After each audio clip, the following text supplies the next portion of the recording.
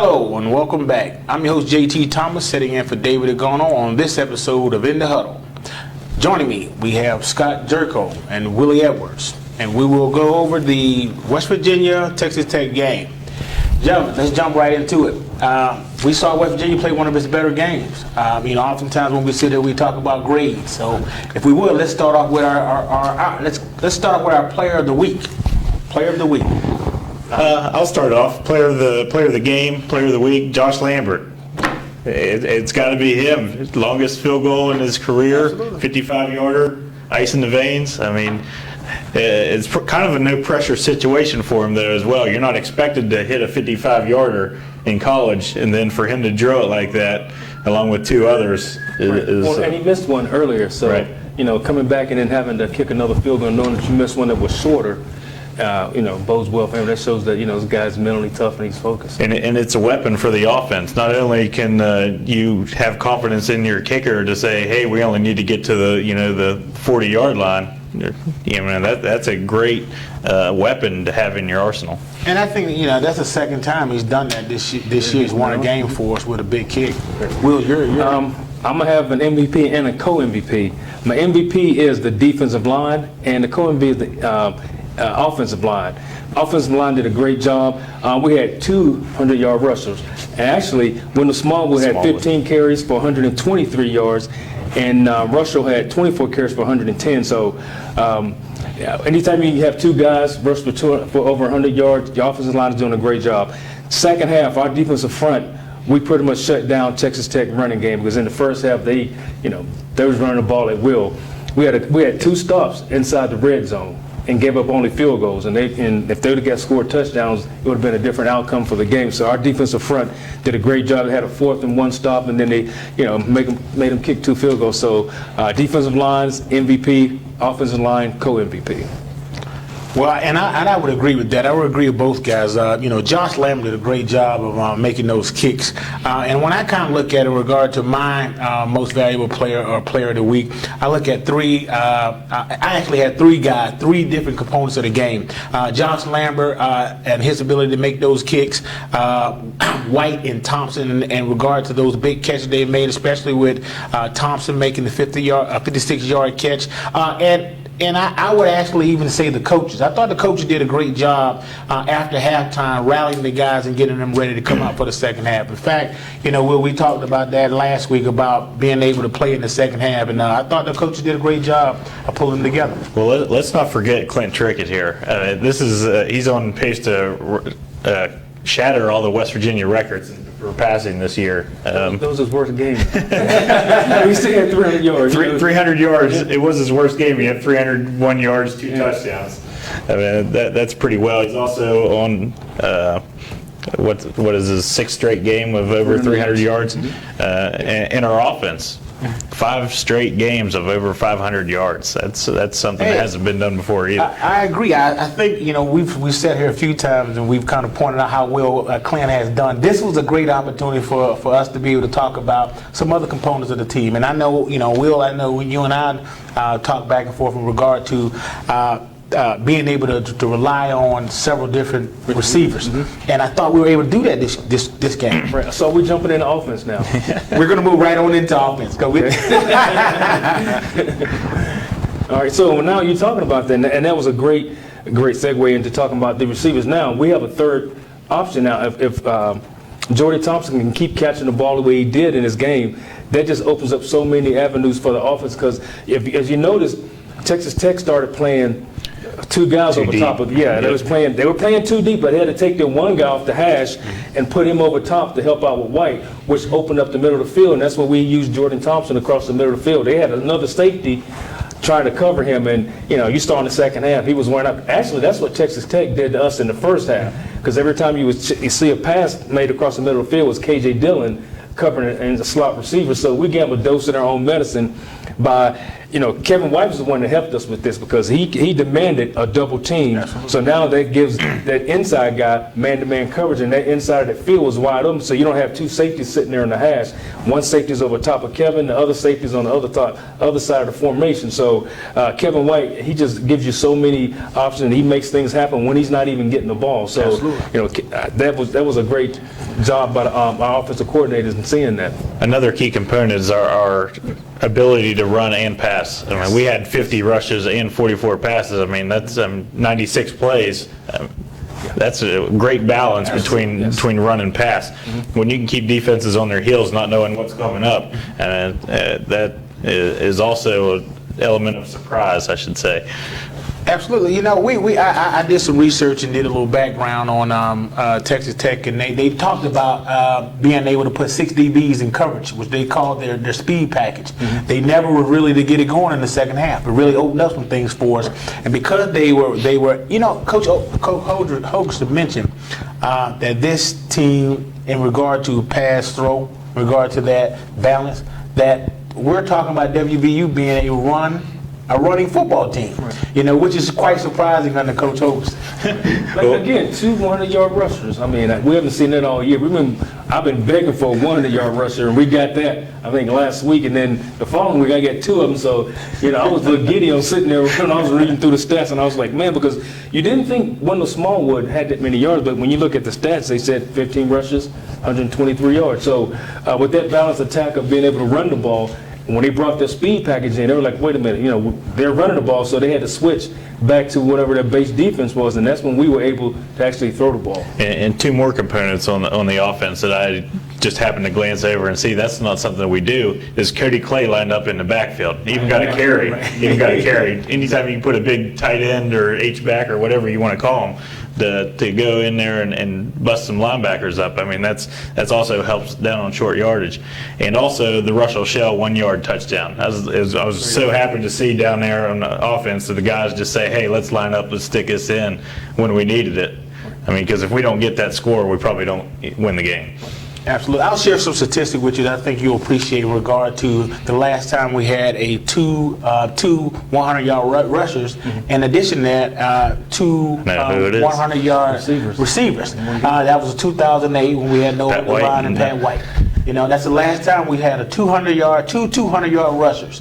So the fact that we're moving in the right direction in regard to offense, I mean, we couldn't have asked for a better game at a better time.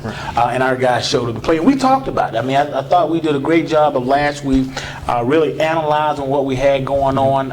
And you guys laid it down by sharing your opinions and thoughts. Well, guys, with that, I still need a grade. Let me get some grades on these guys. Offense.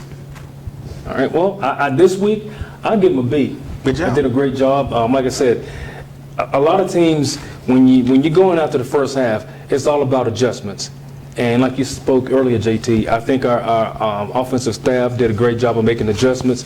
And again, Kevin White, he gives you the option to do those things. And so, again, when we saw the double teams coming, that allowed our inside slot receivers to run great routes and get open across the middle. And again, our offensive line did a great job. If I was going to give them a grade separate, I'd give them a B+ because they did a great job. Anytime you have 2 100-yard rushers in a game, I mean, that's excellent.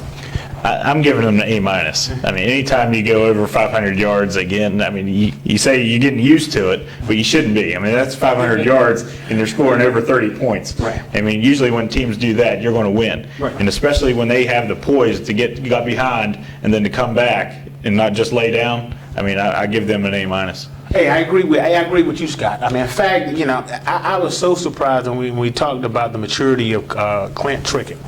He has really become a prominent quarterback in the Big 12 as well as the nation. I mean, I think he's really come in here and really led this team. So I'm going to give him, and I agree with you, an A- on the offense. So, guys, I think it was a great job. I think we moved pretty well.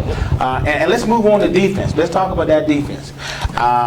I think last week we really talked about and hoped that they could get better. So you guys share with me in regard to what you thought we were able to do against Texas Tech. Let's start with you, Scott. Well, I think early they kept hitting the big plays on us early in the run game, which kind of got us off track. I noticed in the box. We only had 5 people in the box for a lot of the first half. We didn't necessarily take into account how good their running game was, or it caught us off guard or something. But it's nice to make the halftime adjustments and stop the run. A few letdowns, a few long plays that we shouldn't have. A 69-yard touchdown run should never happen.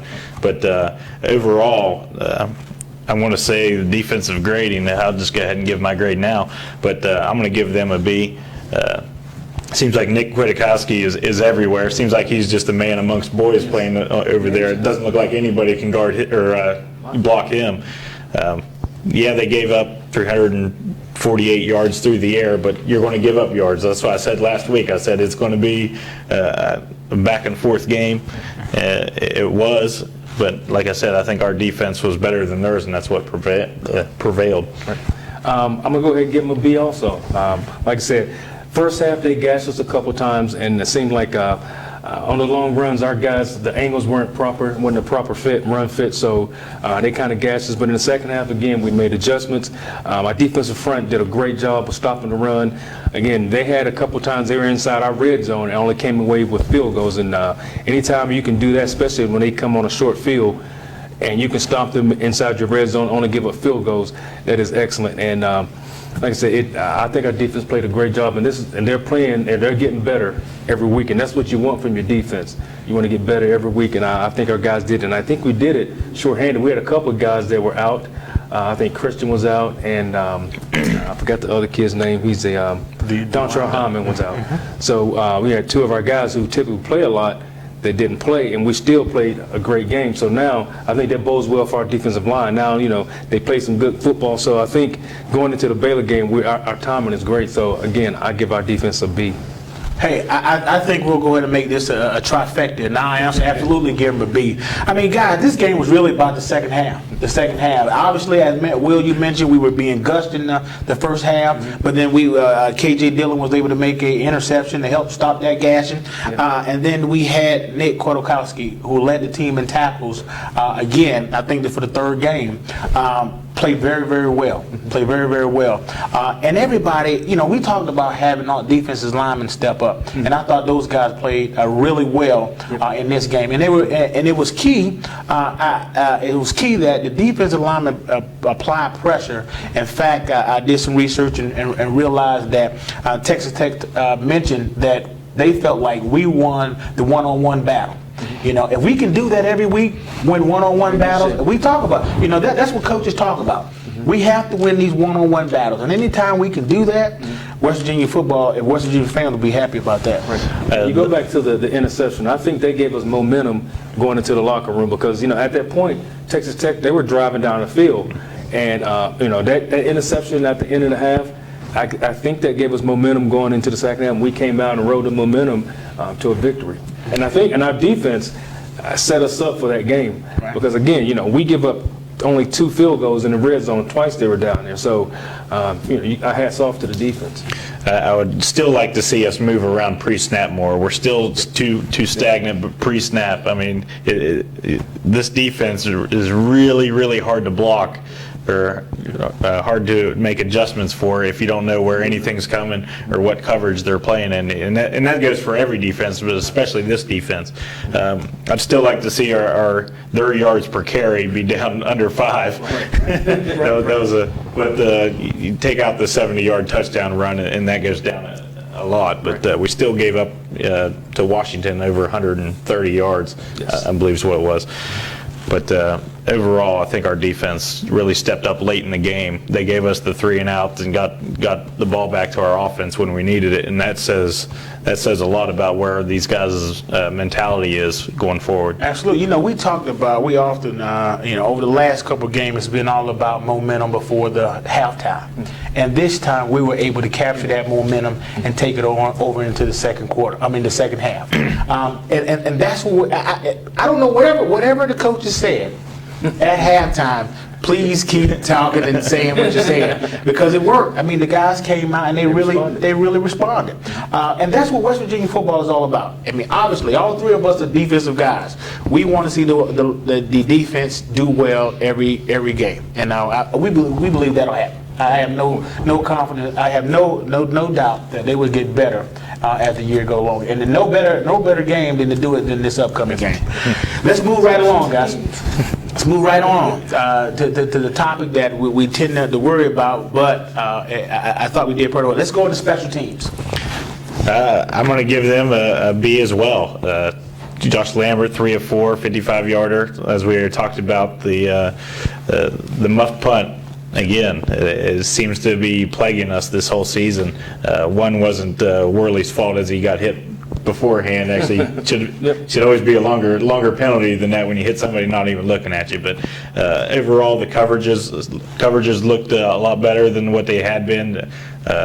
Punt block coverage. I mean, we almost got a couple of them, and the blocking for our punt team. I mean, it doesn't seem like anybody's even coming close to blocking our punt. It seems to bode well. Well, I think our special teams played well also, and I'll give them a B. You didn't see any long returns. We knew, like you said, we bobbled the ball a couple of times, and we get a guy who's back there who hadn't played in a week, so he's just getting his feet wet again in the game situation. But it goes back again to Josh Lambert. He was 3 for 4 on field goals, 4 for 4 for extra points, and actually scored 13 points in that game. So you got a kicker by himself who scored 13 points in the game. So our kickoff team did a great job, especially when you can put the ball in the end zone and start from the 20 coming out. That's a great feeling for a defense. You can come in and they got to go 80 yards instead of coming on the field and they're at your 45 and they only got like 35 yards to go. So now you're thinking, man, it's short field. But I think our special teams did a great job this week, and hopefully again we can carry that over into Baylor. Absolutely, guys. How did you guys know that we've scored on the first drive in the last 5 of the last 6 games? And 2 of those drives, I believe, we walked away with Josh Lambert scoring those drives. I mean, last week, our fearless leader sat in this chair, and he said Josh Lambert was his player of the game. And he's not here today. I'm sure if he was, he'd be gloating. Yes, he would. He would be gloating because he was absolutely right. Josh Lambert did a great job. Currently, he's 5 of 19, 15 out of 19 as of right now. And in fact, there were 2 interesting stats that I thought were pretty neat. He tied the longest field goal in West Virginia history, and he's number 1 right now for the longest field goal away for an away game. So congratulations to Josh. And guys, this guy is only sophomore, is he? Right. And if you look at the film on that field goal, they showed a view from behind the goalpost. He had about 10 more yards. 10 to 15 more yards on that. And he said before he can get up to 65, maybe even 70. And from that angle from which they showed it on the television, it had about 10 yards, maybe 12, 15 more yards. So I'm thinking he can do it. Yeah, you hit it on it earlier there too, when Molinari. Yeah. He anytime you can put kickoffs through the back of the end zone and not even give them a chance to return. I mean, that seemed like that was every time, but once, I think, something like that. But that just preserves your guys running down there, preserves them. When you see it go through, you kind of shut down. You don't take as much punishment hitting the guys. I mean, that keeps you fresh as well for these back and forth games like this. When you're going to be scoring a lot, it does help you in the longer games. Mentally too. Absolutely. I mean, we just, I hope all our viewers realize that kicking component is a huge plus and bonus for our football team. Whenever we can do kickoffs where they're not returned, or we're hitting field goals and extra points as we should, I mean, you got a solid football team. As I've said it from week in and week out, Coach Hogan's been talking about the 3 sides of the ball. This week, we were able to see all 3 sides of the ball line up. All right, that's what it should look like. Now, obviously, we don't want to be this close. We don't want to be this close. A few people who may have had heart conditions could have had some serious problems if they'd have been watching West Virginia, Texas Tech. But obviously, we were very good on all 3 sides of the ball in the game, guys. That just hats off to our football team. I mean, we sit here week in and week out, and we analyze these guys, and we try to find opportunities to talk about them getting better. And this week we saw him do that. We saw him do that. That was very, very impressive. Guys, that was a lot to handle. I think we got through a lot very fast. And in football, they said there's no play that you should worry about other than the next play. So how's it go, Will? Help us out with that one. I always play the next play. Don't worry about the last play. It's over. So it's always the next play. Right now, so let's move on into the next play, which will be the next game, Baylor. That's a big cup of soup. That's a big cup of soup. That hot. A big cup of soup heading our way. However, we're in the hills here in West Virginia, and it could get cold. There's a lot of factors that can happen. So let's go into Baylor. Well, you talk about Baylor, high-powered offense. Their quarterback, Bryce Petty, this past week against TCU was 28 for 55, threw the ball 55 times, 500 yards, 6 touchdowns. So we're going to have our hands full coming up this week, and the rushing game. Shock Linwood had 29 carries for 178 yards, average 6.1 yards a carry. So the defense we saw against Texas Tech, against the run game and the pass game, we're going to need that and some more this Saturday because it may be a track meet. So, Well, I think this is a great game for our defensive linemen and linebackers to get pressure. They have some big guys, and they've been having first rounders on the offensive line go to the league here the past few years. And I think this is a huge game for our defensive linemen. We got to get pressure. We got to let them know. We got to knock them down. We got to mix things up and not let them just say, they're in two men, too deep. We got to spread some things around. We got to move around, and we got to get some pressure. And I agree with that because now you're looking at an offense that has 3 guys this past week that had 100-yard games. You had Antoine Goodley. He had 8 catches for 158 yards, 2 touchdowns. Corey Coleman had 8 catches, 144 yards for 2 touchdowns. K.D. Cannon had 6 catches, 124 yards, 1 touchdown. And he had Jay Lee, only had 2 catches but 68 yards and another touchdown. So they got a lot of guys that can throw the ball around too. So it's going to put pressure on our defense. Typically, with West Virginia defense, they'll take Worley and put him on their best receiver. We can do that, but now you got other guys. You heard that list of receiving yards and catches. You got other guys that can catch the ball. So my secondary's going to have to step up big time. Our other corner and our safety. So our hands are going to be full, but I think our guys built to the task. If, like you said, Scotty, we can get some pressure on that quarterback and don't let him stand back there and go through his progressions. Yeah, Bryce Petty is too good of a quarterback to just let him sit back there with all kinds of time. And like you said, the cornerback's got to step up. You can't let them, break free, break loose on plays. If you don't put any pressure on, they're sitting back there. More than 5 seconds, eventually somebody's going to get open. Yeah, you just cannot let the number one offense in the country sit back there and throw the football around. The good thing about it, we got a lot of number ones going on here. The number one offense, we have the number one receiver who has the most receiving yards in the country.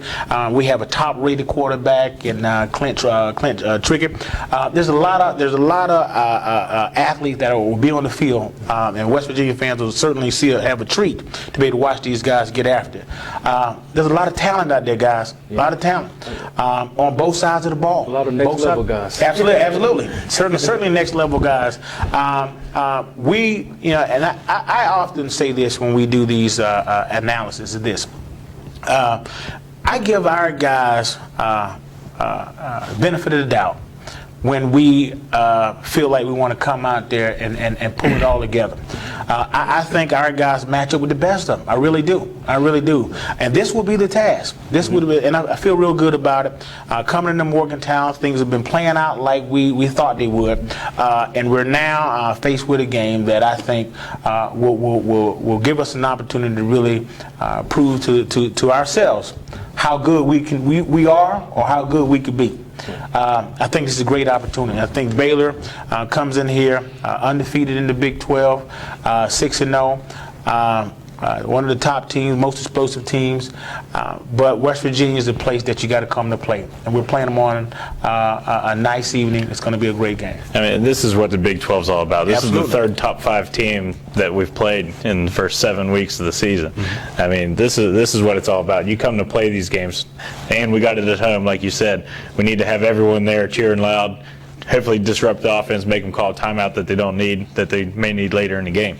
But stopping their offense is going to be a task. I mean, they're going to put up yards. They put up yards on everybody. I mean, it's just limiting the points that come with the yards. If we can hold them to field goals while we're scoring touchdowns, I consider that's going to be a win come Saturday. Field goals as opposed to touchdowns. Well, I think what we need to do is we have to run the ball on offense, and we got to grind them down. We can't just, give them the ball. We can't have a lot of 3 and outs because their opponent, they can score the ball from anywhere on the field. So high-powered offenses like that, they score the ball in short spurts, 2 or 3 plays, and they're thinking touchdown. So I think offensively we have to run the ball.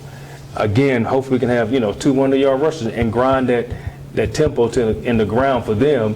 And then we can speed up when we want to, have our speed package and, have our receivers line up quick and, run plays like that. But I think we need to run the ball effectively to kind of, nullify their offense. And then defensively, we can't give up a lot to big plays.